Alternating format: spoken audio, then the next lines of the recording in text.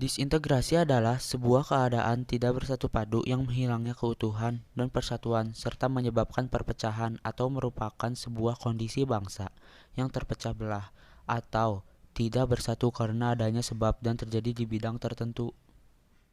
Pemberontakan Partai Komunis Indonesia di Madiun tanggal 18 September 1948.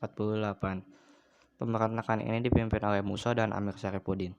Tujuan utama dari pemberontakan ini adalah ingin mendirikan negara Soviet Indonesia yang berideologi komunis. Dengan kata lain, pemberontakan ini ingin mengganti Pancasila dengan paham komunis. Tempat dan waktu berlangsungnya pemberontakan PKI. Pemberontakan PKI 1948 atau yang juga disebut sebagai peristiwa Madiun adalah pemberontakan komunis yang terjadi pada tanggal 18 September 1948 di kota Madiun.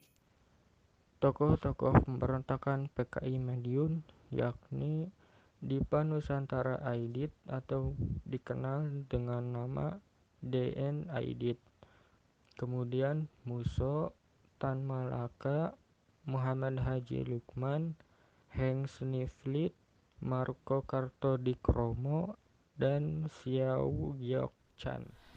Latar belakang terjadinya pemberontakan PKI Madiun.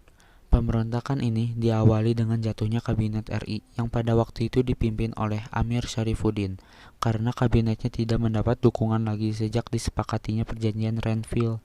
Lalu, dibentuklah kabinet baru dengan Muhammad Hatta sebagai Perdana Menteri. Namun, Amir beserta kelompok-kelompok sayap kiri lainnya tidak setuju dengan pergantian kabinet tersebut.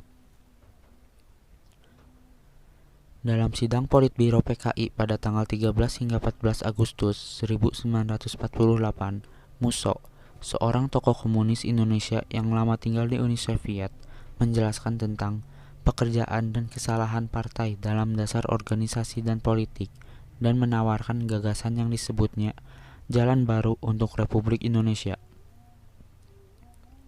Selanjutnya, Musso menggelar rapat raksasa di Jogja. Musso menyerukan kerjasama internasional, terutama dengan Uni Soviet, untuk mematahkan blokade Belanda. Untuk menyebarkan gagasannya, Musso beserta Amir dan kelompok-kelompok kiri lainnya berencana untuk menguasai daerah-daerah yang dianggap strategis di Jawa Tengah dan Jawa Timur.